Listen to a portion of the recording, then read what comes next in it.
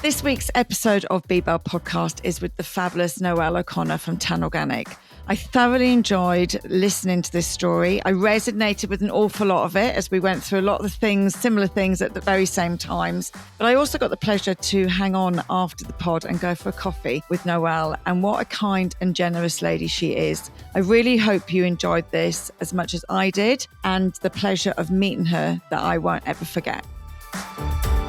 So welcome, Noelle. How are you? I'm great and delighted to be here. I'm delighted you're here. I can't wait, actually. A couple of people have told me a little bit about you, and I was like, this sounds like it's going to be good fun. Yes, good fun. I hope so. Yeah, no, absolutely. And have you done a lot of pods before? I've done a couple, and no, they've all been, I'm a bit nervous before I do them, but once you get me talking, that's it. Yeah. I think we're all a bit like that though, aren't we? Yeah. I know, like people always say to me, I do a lot of networking, and people always say, oh, but walking in the room, and I'm like, yeah, but we all feel like that. I just fake it till you make it. Like it's grand, like you'll be all grand. But anyway, look, Be-Bell is all about the person behind the amazing businesses. And so for me, like, take me right back. Like, where did it all begin? Where were you born? I was born in, obviously in a Dublin hospital, but I come from Newbridge, a small town in County Kildare, where Lily O'Brien's Chocolates is. And so does Pestle and Mortar comes from there. Sonia DC. Sonia DC. She does. Yeah, so that's where I was raised, yeah. Amazing. And did you, when you were growing up, like, did you have, like, were you a school person? Were you academic? Like, what pulled you in as a child? Well, bear in mind, I was brought up in the middle of a football team, only girl. Okay. And 4 boys. Wow. And I'm stuck in the middle, 2 older and 2 younger. So I suppose you could say I was brought up as a tomboy because you had to roll with the, and we were all steps of stairs, there was a very small house. My mom had taken on her 7 younger brothers and sisters. So my mom had 10 kids by the age of 21. Wow. Yeah. What an amazing woman. Amazing woman. Amazing. When I think back now. Yeah. And so did you see then your aunties and uncles as nearly siblings? as siblings, yes. Yeah. So they were probably from the age of 6 up to 16 or whatever. And then there was us. So, and then my mum had 2 afterwards. So all in all, I suppose she raised 12 children. Yeah. Phenomenal. And what was the dynamic then? Like, where did you land? Were you a nurturer? Were you a bit of a rebel? Like, where did you land? I suppose in school I was very quiet. Okay. But at home, and maybe it was, I don't know, I was used to being nearly like one of the boys, you know. And, there was no football in my house. Okay. There was Tonto and Lone Ranger. There was army tanks. There was guns. There was cowboys. There was Indians. And of course I had my brother, who was like an Irish twin. There's 11 months between us. So she had us in pairs. So obviously to keep each other company. There was less minding when you had them to keep each other company. Yeah. So I would have been quite close to him, and we had to take turns in playing the boys' games, and then he'd have to play the dolls with me and dress up. I was terrible at put clothes on him and everything. He was 11 months younger, yeah. Amazing. And in school then, did you enjoy school? I absolutely loved school. And I was the boys didn't. They would do anything to stay out of school. And I would cry if I couldn't go to school.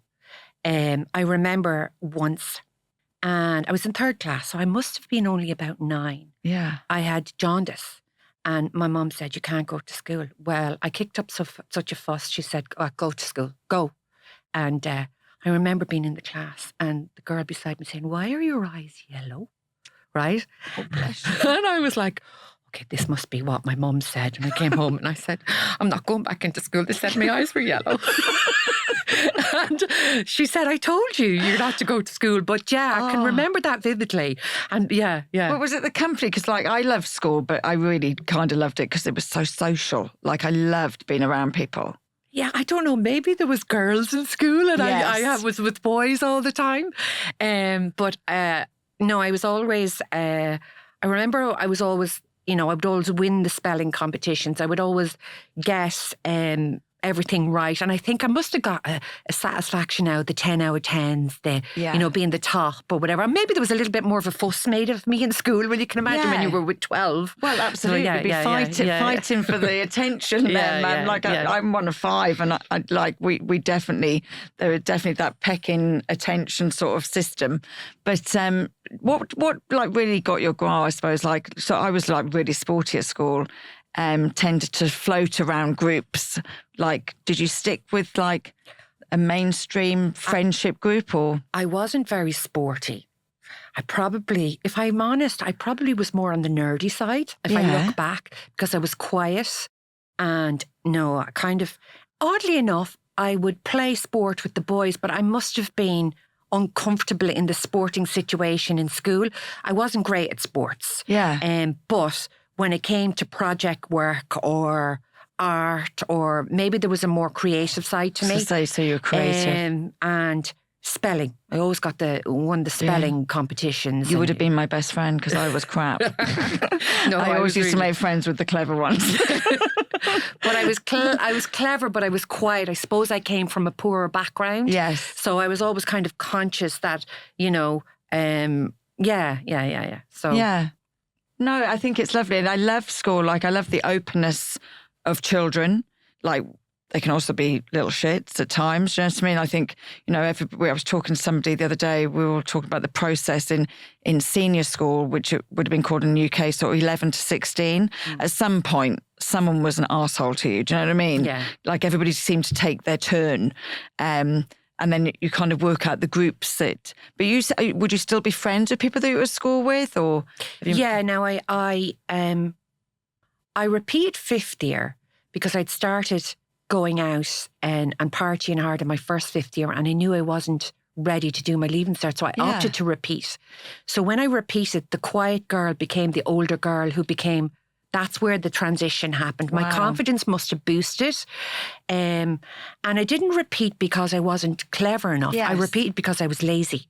I started to party and I think I repeated because I said, I'm not ready for my Leaving Cert and I need to knuckle down this year. But when I repeated, automatically I became more popular because I'd already done 5th year. So that was a kind of the quiet to the introvert to the extrovert. And you can really recognise that was the transition for you. I must have boosted my confidence because it was a whole new year. Yes. And there was an issue where in my first 5th year, there was an issue with a couple of girls where I had went to we'd all went to a Quail Talk together. Yes. And when it came to go, one of them had it wasn't a nice experience, and I was left on my own in the Gael Talk. But I made new friends down there because you had to, and so I think I was happy to go into my second. So I have two good choice, two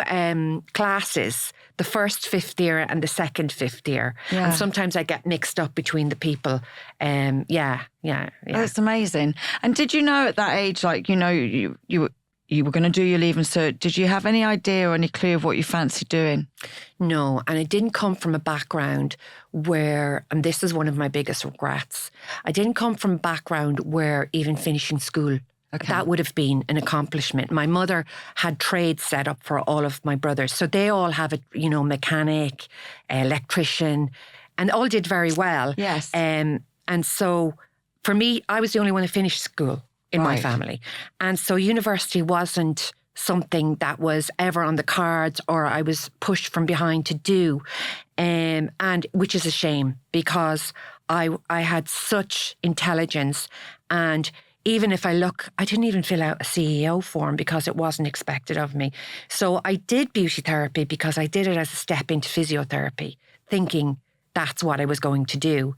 Kind of working it out for myself instead of, which really I shouldn't have done. And I suppose, I don't know, somewhere in school they probably thought, okay, she doesn't come from a background where anybody goes to university, which is a shame 35 years ago. It is a shame. And actually I was talking, when I opened my beauticians, I went back to college to become a beautician. I never worked as a beautician, but it gave me education, information, and I actually couldn't. A newfound respect for beauty. Yeah. Because it's really hard. It's not easy. Sure, it's not. It's first year nursing. First year nursing, yeah.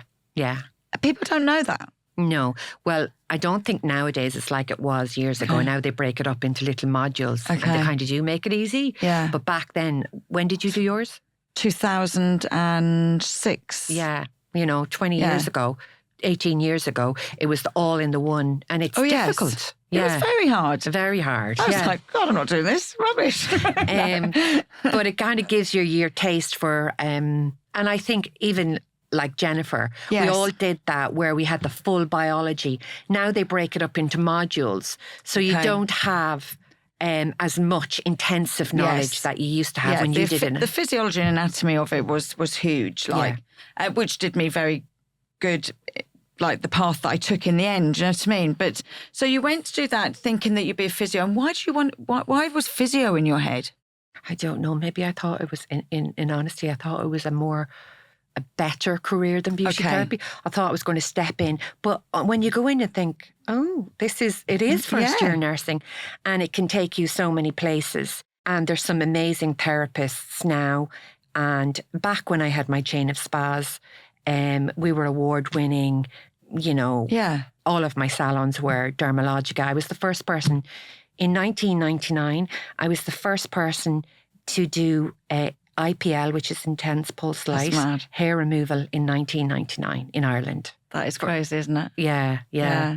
But so you went to do beauty then, and obviously, like, it just hooked you in. Yeah, I enjoyed it. Yeah, and I thought, you know what, I can expand out on this, and someday I can have my own, my own salon. But I focused right into the skincare. Early on, I was doing the advanced treatments. I wanted to go down that. Makeup didn't interest me. Yeah. No, me neither. Though I did that for a year and a half as well. All it taught me was I was never going to do makeup. But so you were very blinky. Like, were your friends going off and travelling? Like, what was going on around you as you're like qualifying? Was there anything stopping you, or people trying to? Because like, I never went to uni. Then all my friends travelled. I was just working. And that's a little bit of regret for me. I wish I had travelled when I was younger. No, I did travel in that. I did my course when I was 17, 18. And bear in mind, there was no jobs back then. It was the late 80s. And you couldn't get a job anywhere. So the average wage when I trained as a beauty therapist was £50 a week.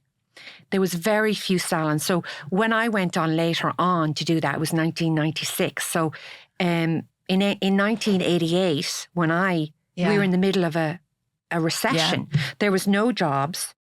And I went to work in Italy. Oh, lovely. I answered an ad that said, do you want to earn? I remember specifically, in a big box, do you want to earn, learn and travel a lot? And I said, oh, I'll have a bit of that. Nice. And went for an interview in Dublin. And it was a panel. It's like a table like this. And I'd never experienced, and it was before its time, 3 people being interviewed at the one time. And so they were obviously looking for, people that were go-getters, get up and go. And I remember being interviewed, and I remember the guy beside me, he was a Gillette salesperson. Perfect job, The best a man can get. The best a man can get. And we had one set of interview, a kind of an open panel interview, and then we were called back in. And they said, if we offer you the job now, will you take it? And I was asked first. And I said, yeah, I'll go. No, I've no job here. And I remember asking him, and he said, oh, can I take a little time to think about it? And they went, no, you can't have the job now. And that was brutal. Oh my God. Yeah. So that was like, yeah. And I'll never forget that. And I was like, oh God, I'm good job I didn't have to think about it. But I had nothing to think about. Do you know how? I thought, what, something, nothing. Do you want to earn, learn and travel a lot? Yeah. And anyway, roll on. There was trains, buses, everything. We started in Sardinia. And basically we had to sell cleaning fluid to Italians. I couldn't speak a word of Italian.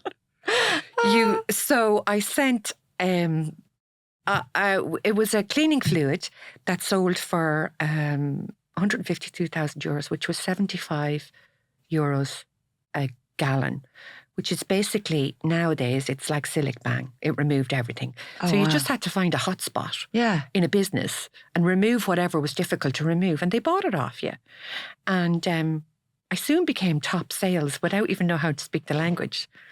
And as I learned to speak the language, I learned to hear when they were telling me to get lost. They weren't interested. Yes. So my confidence went a little bit back. Before that, I think I just kept selling until they bought it. And half of them just bought it to get rid of me. Oh, bless you. Yeah. So, here comes that mad Irish woman cleaning everything around us. Yeah. So, I think that was my first, and it was an American company, and they'd have us up at 7 o'clock in the morning, whooping the whole lot of us, and then we'd go out in the cars, and we'd be dropped off, and then we'd be picked up. And where did you live? Who were you living we with? We lived in really nice hotels. They put us up in nice hotels. Hotels? Yeah, really nice hotels. And but obviously we were selling cleaning for 75 pounds a litre. Wow. Or 75 pounds a gallon. There was plenty of margin in it. Yeah, and we were just totally commission based. And I remember sending my mother home £100 a week. That was a lot of money. That was a lot of money. Back then. I used to earn £90 a week. I was sending her home, and that's what I was earning. Wow. Selling this cleaning fluid in Italy with a team of people from all over the world. Very few Italians. They didn't hire Italians because Italians just went crying home to their mammies. Okay. So, yeah. Made a stronger staff girl. Yeah. Amazing. So how long did you do that for? I did it for about 6 months. And I came home, and I think I came home, I was about my 21, and I then didn't go back. I did a FOSS course. I said, I'll do a management course, and I was sent on an interview to Penneys to be a trainee manager by the people who organised the management course. And I didn't apply for the job. And next minute I got the job as a trainee manager in Penneys. And off I went to this job that I didn't apply for and got. I was obviously very good at doing interviews. And I didn't really want it. I have one regret, and that's not sticking with that job in Penneys, where, but I stayed there, and I stayed there for a while, but it really wasn't me. And there was too much standing around, and I'm a busy person. Yes. And I thought, you know what, I'm qualified as a beauty therapist.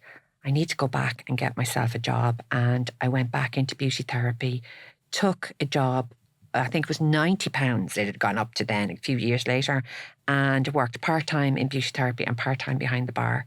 And that's where it led me back into beauty therapy. And both in Newbridge? No, I went to Dublin. Okay. To work. Worked in Phibsborough. Lovely. In Dublin, and worked in a few salons in Phibsborough over a period of time. And then got a job nearer to home, and then went back to Dublin to work again. I got great training. She's still there, Body Harmony Beauty Salon, Shireen, South African lady. And there's where I got real training from a really good beauty therapist. She's old school. She's still there. And I got my best training from her. And then that's when I kind of moved from there into setting up my own salon, And so, like, when you say kind of move from there to set my own salon, like, it's not that, there's something different in someone that says, I'm going to take that leap from being an employee to running because it's not easy. Seabody products are powered by the most amazing marine bioactives and rejuvenated properties that deliver transformative results for all skin concerns. Be that reducing wrinkles, increasing firmness in the skin, or improving your skin's texture.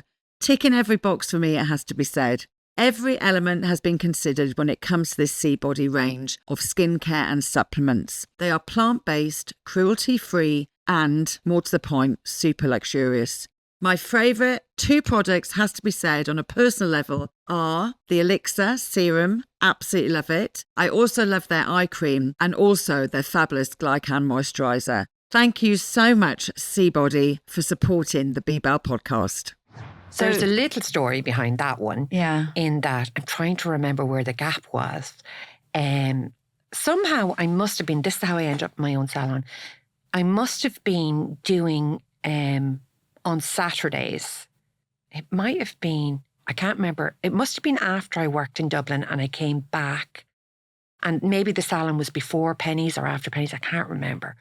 I'd have to really sit back and track that. But I was doing Nutrimetics. So again, the sales came back into it. Do you remember Nutrimetics? Yes. Kind of party plan. And I would do that as well. And then on Saturdays, I was into three hair salons in Newbridge, and I was doing beauty treatments. And one of the hair salons said to me, she's still one of my closest friends to this day, I'm going to put a beauty salon out the back. Would you be interested in doing it? And I said, and in the background, myself and my ex-husband had applied for the Morrison visas, and two of us got the USA visas lottery. Okay, so we just stop there straight away because you haven't mentioned that you've met somebody. At what age? I wasn't married to him then. What age did I meet John? 22. 22? Yeah, and it was after Penneys. So it must have been, I must have been working in the beauty salon before Penneys. This must have been after Penneys. Yeah, I met him when I was... How did you meet him? Behind the bar. He was the DJ. Oh, okay. Yeah. Pubs, they got a lot to answer for, don't they? Mm. And so you two met, then she's offered you the salon, but you've just both got visas as well? Yeah. Now, John would have had to leave his good job at the time. Bear in mind, it's early 90s, late 80s. He was in the army. And in order to take up his visa, he would have had to leave, which was a good job and a pensionable job. And he wasn't prepared to do that. Well, we weren't prepared because we were engaged to be married. So I said, look, I'll use mine. He was going overseas to get a deposit for our house. He was going to do 6 months in the Lebanon trip, which was, we'd come back and have the deposit for the house. And I said, I'll go test out this American gig and we'll see. We'll make the decision then. So I went through with the visa. And because if we got married, he could come anyway. So there was no point in him jacking in his job. And I got my visa. I went over. I had my dad's brothers lived in Santa Barbara. And I went over there. I got my Social Security. I was ready to do 6 months in America while he was 6 months in Lebanon. And then we would decide. And back comes my friend. And I said, who wanted me to take the beauty salon. I said, let me go to the States first and I'll do it when I come back. She comes to me and she says, I have another girl. She's going to take it if you don't take it. So I was like, but I've built up the interest in it. And she said, no, she's going to take it. I remember she was quite well off. She was, her father had a big farm. And I think fear of missing out. Yeah. The decision was, you know what? Sounds like the first interview, doesn't it, really? Yeah. I went and did the salon. Yeah. And years later, I said, why did you do that to me? Why? She says, I knew you'd take it. And I said, well, why didn't you give it to her? She had plenty of money. And she said, you needed it to work. You had nothing. And she had plenty. And that other girl went on and opened 3 salons and closed them. Yeah. Oh, wow. Nothing to lose, see? Nothing to lose, everything to gain, yeah. Yeah. Amazing. So that was your first salon? That was my first salon behind a hairdresser's. And so what happened when the husband came back? Well, the soon-to-be, the fiancé comes back. He was like, why didn't you go to America? No, I kind of had said we'd put the salon in. I'd borrowed £2,000 credit union loan to set up the salon. And I went ahead with that. Now, many times John had said, why don't you just get a job? You're not earning anything. I would be sitting there all day with no customers. We're talking about, I had Keen in 1995. Yeah. So it wasn't great still. And beauty wasn't where it is now. And so about 3 years in, the girl who owns the hair salon, I said, let's take one of the new units and move. She's like, no, well, it's too much of a responsibility. She was a single mom and she wouldn't come. And I wanted to grow the business. And I begged her and she said no, she just wouldn't take the risk. But I was full of risk taking. Yeah. And so I knew then I had to move to a bigger premises. So I had all of that done. Invested, borrowed 10,000 credit union loan to kit out a new salon, and I moved. But I didn't tell her because I was afraid. I had no lease. Okay. And when I told her I was moving, she was like, why didn't you say it to me? And I said, I did. I begged you and you wouldn't move. And I knew she would have. Yeah. So everything, I moved to the salon with my own entrance and my revenue trebled overnight from 1 week to the next. That's mad, just having isn't it? a bigger, fancier salon, yeah. And so is that when you decided to get married? Oh, I got married when I was in the beauty salon behind the hairdressers. Okay. And where did you get married? I got married in Newbridge. Okay. Mm. You love Newbridge. Got married in Newbridge, yeah. And we had a wedding reception in Kildare. And I built my salon then I had set up the business, had a baby, and got married in the space of 18 months. Wow. Yeah. That is crazy. Mm. And like the baby and setting up the salon thing always, the amount of people that start their businesses when they've got a newborn is unbelievable. Well, Keane wasn't planned. Yes. It was a bit of a surprise. And I was, I wasn't happy and because it wasn't part of my plan because I was so ambitious. Yeah. And I said, John, we're not going to have kids until I'm the other side of 30. And Keane always says to me, Mom, if I hadn't have been an accident, I don't know whether you would have had any children because you're so focused on work. Okay. And I said, no, it's a good job, because I probably would have put it off like many people do. Absolutely. And so, it's the best thing that ever happened. And then when I had one, I said, he can't be by himself. So we had two. Yeah. Just like your mother. Yes. Keep them but together. that was it. I had two. I had the two boys, yeah. Amazing. And so from there, obviously your business grows, but is that enough for you? I grew to 6 salons, chain of 6. And my plan was to franchise.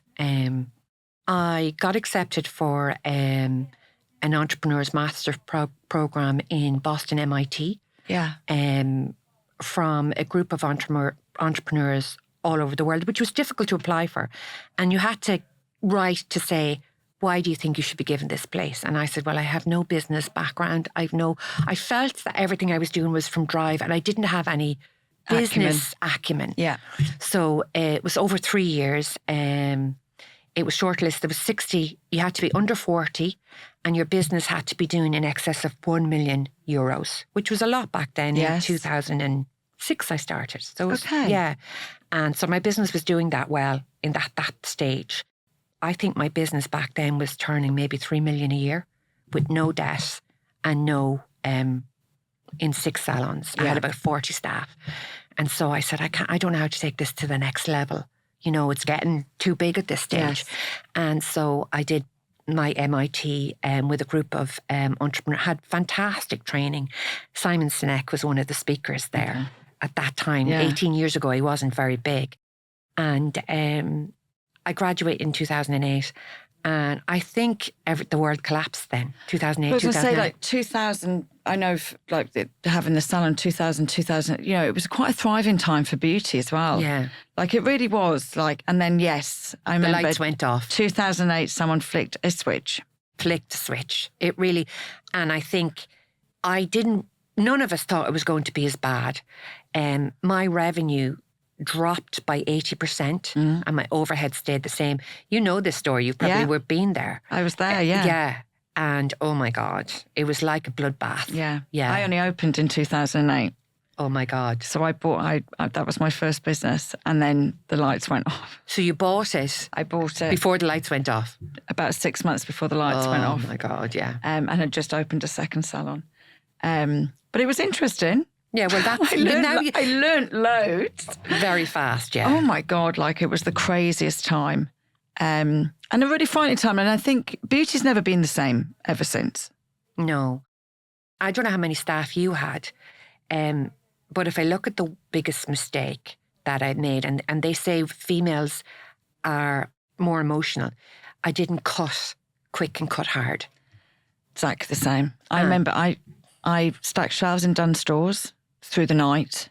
I worked in the NCT call centre, and then I did 9 hours on the desk and they all got paid and I had no money. And I remember going actually to the I'd never even claimed the dole ever in my life, No. so I didn't know what you were supposed to do if you had. And I remember going into the dole office and saying, I have 12 staff and I can't pay them and I don't know what to do. What can you do to help us? And they said nothing. And I said, well, then tomorrow there's going to be 13 of us here. And they were like, yes. So I just kept. And yeah, 100% straight away, I should have gone, I can't afford these people. But you don't. You go, they've got families, they've got mortgages. I'm responsible for them. I didn't either. I had 40 of them. Good God. And I thought, we can get through this. Now, I had a buffer of cash. Yeah. I had €250,000 sitting in my cash account. And I went through all of it. I went through overdrafts. And that's the biggest learning is they were going to lose their jobs anyway.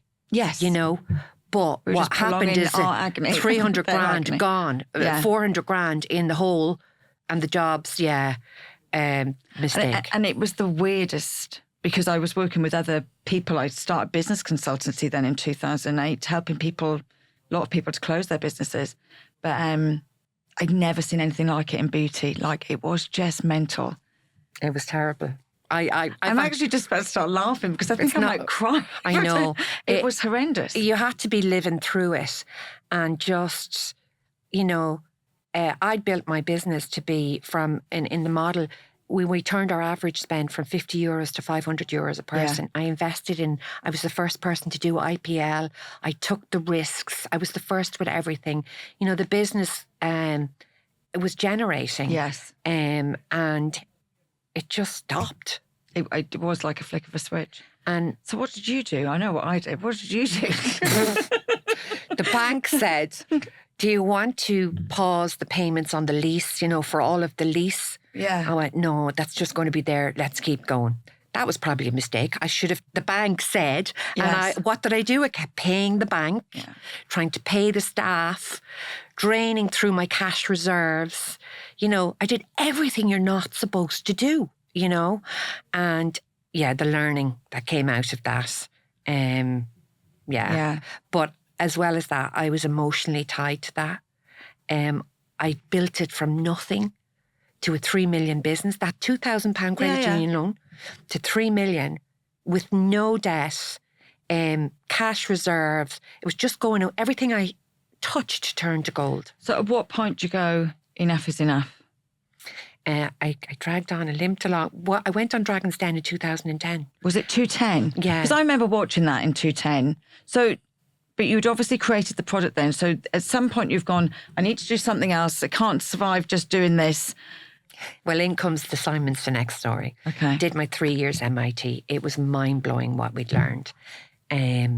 2009, we were still there. We were in denial about these light switches. Oh, yeah. The light's coming back on. It's coming back on. That's funny you should say that. And you're in denial.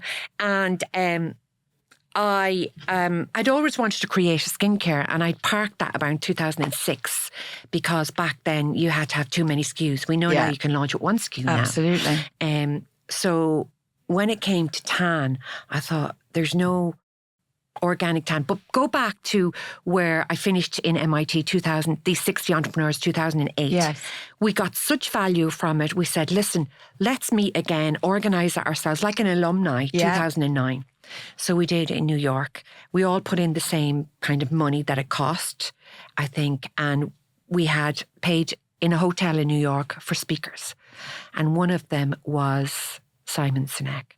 And I think we might have paid him $5,000 for the day. I think now he charges $250,000. Yeah. It's mad, isn't it? To do a chat for an hour. Yeah. And in comes Simon and about the why. There's an inspire coin. I'm going to be very upset if I can't find the little coin he gave us all. He used to give out little coins with 3 circles with your who, what, and why. And we went through the whole who, what, why. And I knew the writing was on the wall. I knew that the cash was going to run out. I knew there was only a limited amount of time, but I was in complete denial. Yeah. Oh yeah, I know. You've been I've there. been there. And we're in the group. There was probably about 20 of us. I think I was the only female, because bear in mind the 60 entrepreneurs from MIT, 56 of them were men and 4 of us were female. And so I was the only female that had done the New York. There was about 20 of us. So I was in the room, and next minute I just start crying. And I can't remember how it happened. And maybe they were asking questions. I got quite emotional. And I said, "You're talking about a why? I don't even have a who or a what. Never mind a why." And I'm not an entrepreneur. I said, "I just got lucky in that Celtic tiger. All you had to do was open the doors. I'm not an entrepreneur, and I don't have a what or a who, never mind a why." And it was funny when I look back, and the boys were trying to get me to stop crying because I'm female. And they're like, "Come on, Noelle, you're brilliant. You're this, you're that." And I remember that night we had, there was, what's the 2 New York baseball teams? Yankees and... Oh, God, I haven't got a clue. I'm afraid to say the wrong one. Maybe it's Jets or anybody who's into baseball is going to go, she should know. Anyway, we had a private box, and it was an amazing game. And I said, "I don't really want to go to this." And they were like, "Noelle, you know how hard it is to get these tickets? It's a once in a lifetime." But I couldn't stop thinking about, it was like a reality check of, I knew what I was going home to. The lights were off. They weren't coming back on. And Simon was at that game, and I wasn't even looking at the game. It was a private box. You know what private box is like? I was over having a drink. Yeah. I was sitting, and I said, "I don't even know the game." And he came over and he says, "Do you want to come over and sit beside me? This is Simon Sinek." And in this private box, he sits down and he says, "Now, let's get to the root of your why, right? Because you have one, and we're going to find it." And he sat down with me one-on-one for about half an hour, and he said, what gave you the most joy? So I started to tell him about this skincare that I'd started. And he said, what gives you the most enjoyment? And I said, "Well, I like to be innovative. I like to be the first to do something, because I was always the first with the laser, the first with the IPL, the first with the colonic irrigation, in first, and something that's different." And he says, "Well, that's what you have to do when you go home." And when I came back, it was TanOrganic. Now, was I different? Yeah, I was way before my time. Way before my time. You can be an innovator or an early adopter, and you're better off being an early adopter than the gobshite who's the innovator and comes first, because they take all the pain, right? Yeah, and the you early learn from them. Yeah. So I think I was too early, but I was passionate about it. I'd got Gavin as a dragon investor, and I learned on the fly. Being a brand in beauty distribution is night and day to running a beauty salon. Yeah. And there was the learning again. I literally jumped off the cliff and learned to fly on the way down.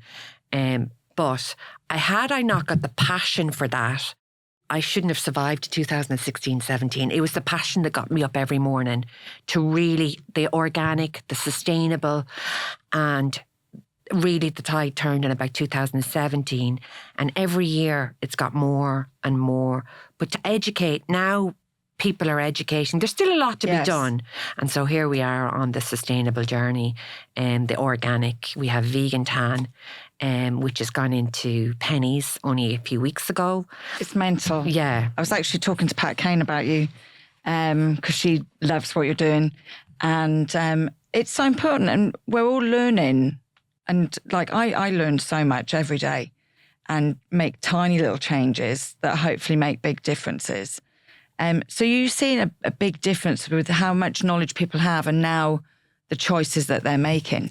Yeah, I think there's a lot more to learn. And even in our own business, we'd everything in sugar polymer, doing everything, every decision that we make. I am an absolute pain in the backside about certifications. Everything that I want costs more. Because I can't half do it.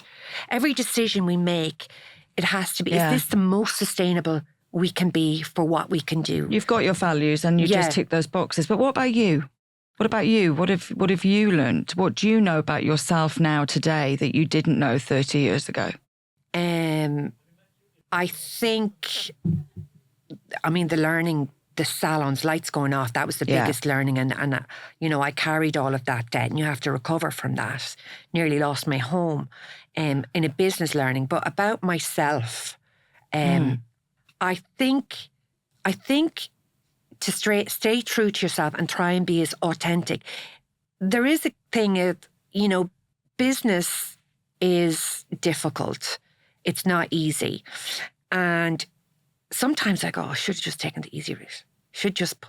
So I have to say, sometimes I think I should just put crap in a bottle and market it.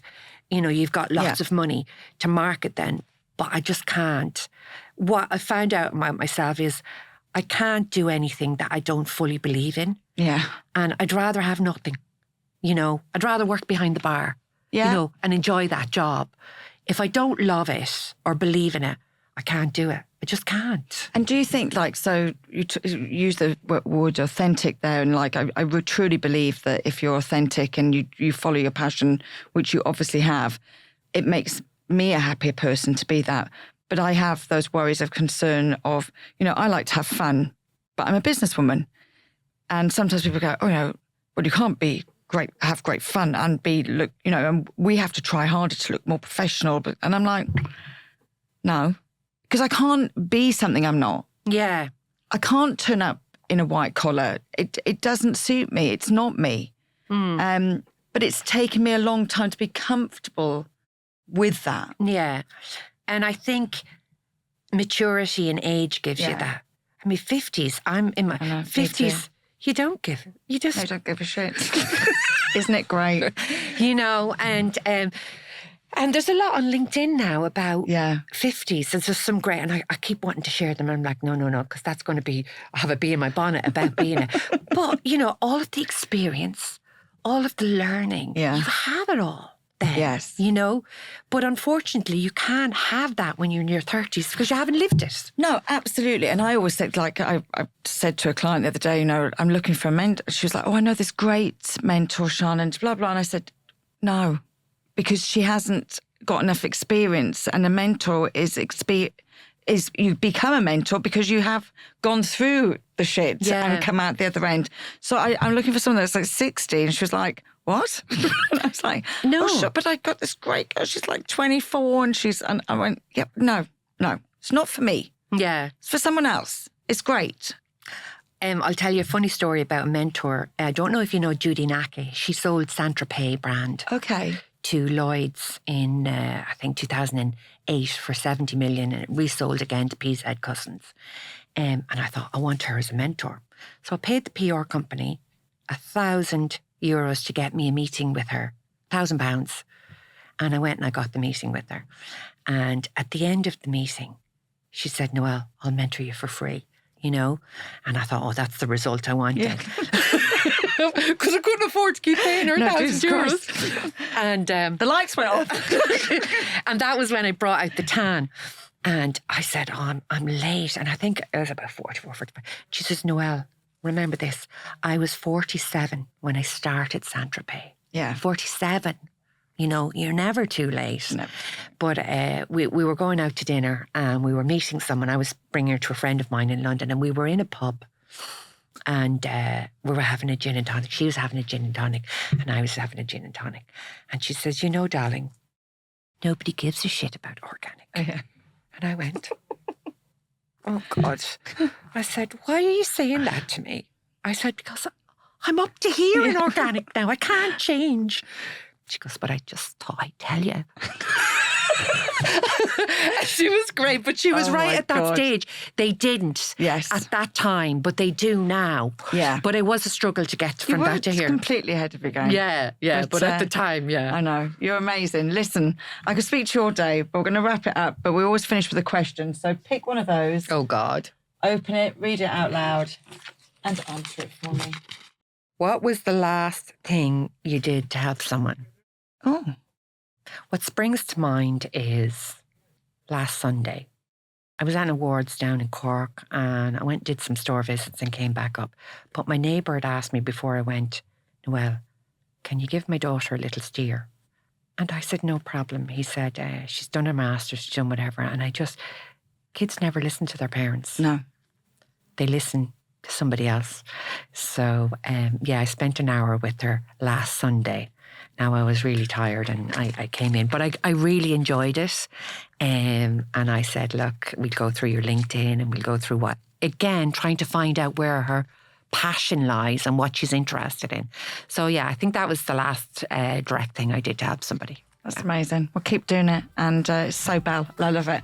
Thank you so much. I thoroughly enjoyed that. And we'll have to do it again. Yes. Amazing. Thanks, Noelle. So thank you for listening to this week's Be Belle podcast. Don't forget, you can find us on social media. If you've got any questions, then please don't hesitate to DM us at @bbell_wellness. You can also find this on our YouTube channel, which is my YouTube channel, Sian Horn. And don't forget, the more people that subscribe, the better that we can make this pod. So don't forget, like and subscribe across all channels. And thank you.